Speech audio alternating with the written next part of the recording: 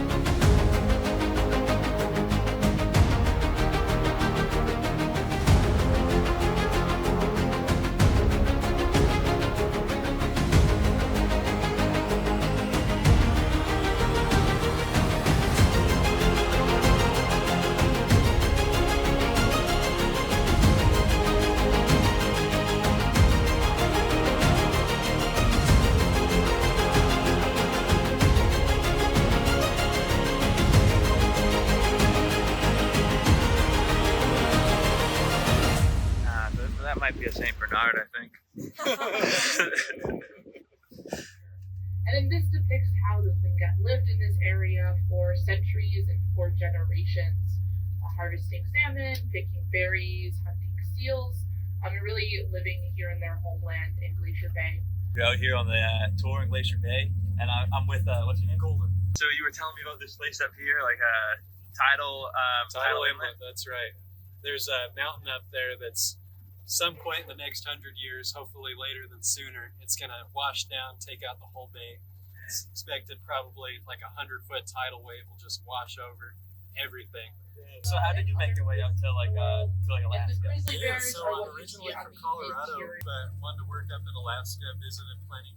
So drove about 3,200 miles up through Canada. And just made it up here. I was planning on working in the interior. I was just cutting fish. And, I had this opportunity to come up, either abandon my RV and work on a boat or stay up processing fish. A pretty easy decision. It's just beautiful up here. You can't beat it. So how do you, like, for people maybe interested in getting into something like this, like how did you come across these opportunities? you just got to apply. If you look at national parks, a lot of the ones on the ocean up here, like Kenai Fjords and Seward, they'll do plenty of job postings for, you need no experience, right? Like they need people. So as long as you're looking like January, February before the season starts, it's pretty easy. That seems like a good way too to to be able to sort of like experience it all without having to kind of, because it's some of those places that we were looking at some of the tours like Kenai Fjords is like $800 a person or something or like out at Katmai, like you were saying, somewhere far away, it's like even maybe more. Sure. So that's awesome. Would you like any tips you'd want to tell people that maybe would do something like that? Yeah, I mean, just if you're coming up here, just start applying early. That's the whole gig. I ended up a little bit behind the 8 ball because I waited till March, April, and it didn't work out too well. But did about 100 applications, and everyone I heard from said January, February. Hey, good stuff. Guys, check it out. If you're looking for a job, nationalparkservice.org, is it? Or .gov? Monster.com. That's a good spot. Check it out. Thanks, Golden. Sure thing. Good stuff, man.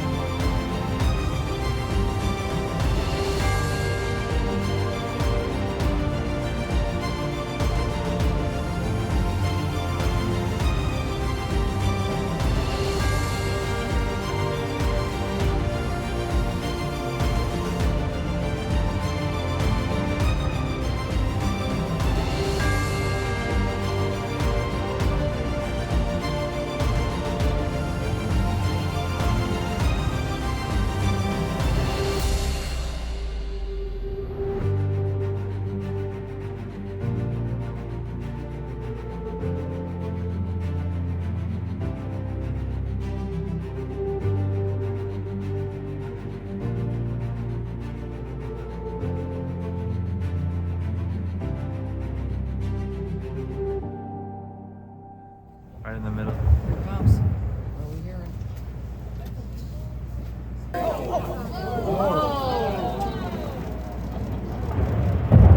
Whoa, big one.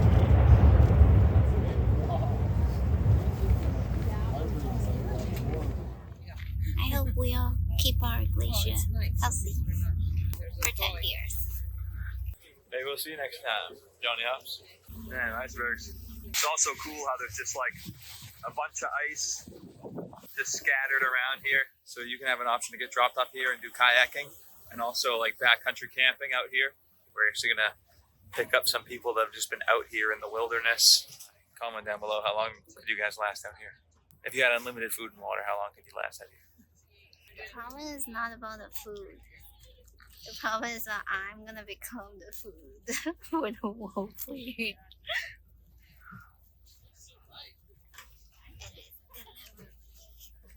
I'm here with the guy that just, I think I heard you say you spent a week out there. Dang. And what are your names? I'm Peter. Peter? I'm Josh. Peter and Josh? I gotta ask, how was it? This off the top. Insane. It was epic. Yeah. Wild is the best word for it. Like, what did you end up doing? Like the whole week you were out there? I mean, we did a lot of what you did on the day boat, but we just did it in a week. So you guys went up Johns Hopkins Inlet. Yeah. We headed north after Johns Hopkins and did Tar Inlet. Okay. And then came back and paddled around like Blue Mouse Cove where we just got picked up. We paddled around there for about a day. We've seen these things, seen them all the time. Did they come like close up and stuff like that? Yeah, you should tell about that, Brown. Yeah, we were setting up camp 2 nights ago, and we were about to have dinner and put the kayak away, and Brown Bear comes and approaches us on the beach, and we got together, got close to the shoreline to give it some space to walk around, made a bunch of calls to it to let it know we were there, and it really didn't care. And just kind of moseyed, did its own thing, ate a bunch of berries, and then left. Then came back into our campsite again, same deal. We like gave it space, bear calls, then it left. And right as we were getting ready for bed, we had dinner late that night. We were exhausted, and we were walking to our tent, and then the bear beat us to our tent, and it was walking in front of our tent and laid down right there, like 40 feet away, and went to sleep. So we had to decide at like 10 p.m. if we were gonna approach a grizzly bear to get into our tent, sleep next to it, or sleep just under the tarp that we had. We decided to get into the tent, and in the morning it was gone.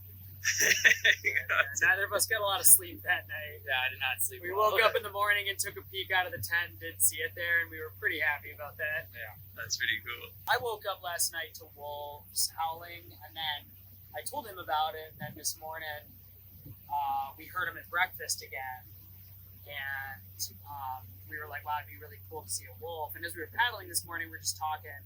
He had only seen a wolf once before. I had only seen a wolf once before in Alaska, and we were like, wow, it'd be really cool to see a wolf. And then probably 10, 15 minutes later, I was like, that's a wolf right there.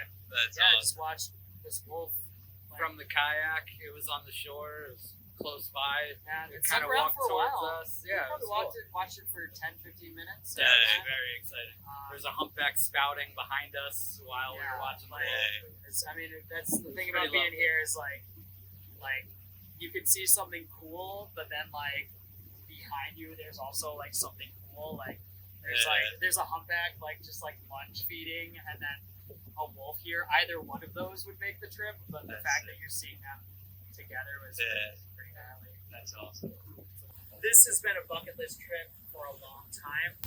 Really, the fact that we're finally out here and this trip delivered in ways that I never thought it would was pretty awesome. Yeah. People are gonna wonder what are the other things on your bucket list. If this makes it, people want to know what else is on We there. were talking about that. What else do we got out there? We like the national parks of Alaska. So for me, Gates of the Arctic. We both pack raft, so I'd love to pack raft up there.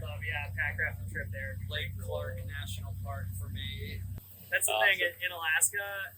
Anytime you go somewhere, you always want to go back and do more. Yeah. Anytime you check something off your bucket list, you add 2 things to your bucket list, and it just grows and grows, and that's why this place gets under your skin. You never want to leave. We both have really enjoyed living in a place where you can access these wild places in it's important to like experience these wild places, but also like keep them wild. Good Yeah, I stuff. think it's also inspiring. I'm an East Coaster too. I'm from Philly, Nice. and growing up in Philly, you don't. It's not in your consciousness that places this big and healthy as an ecosystem still exists. So it's nice to get out in it and be aware that like there are huge swaths of our planet that are thriving without people in them. Hey, thanks you guys. It's awesome. Cheers.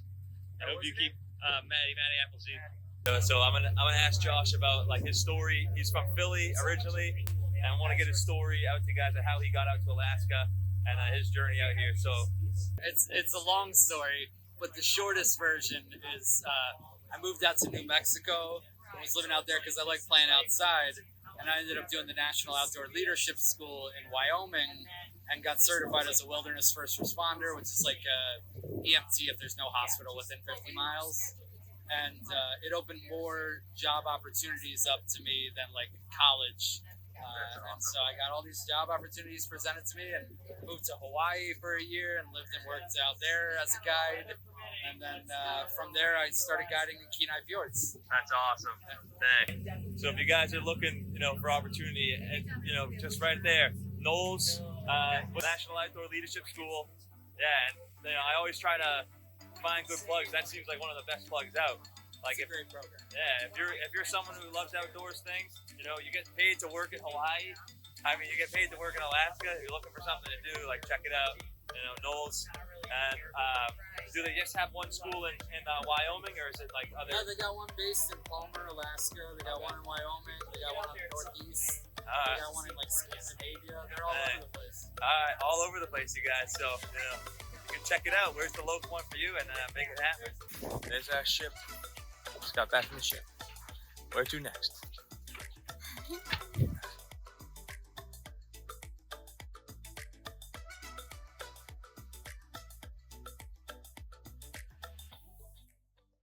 So we couldn't ask for a better day. John Hopkins Glacier, everyone. Hope you enjoy. Two of them right here.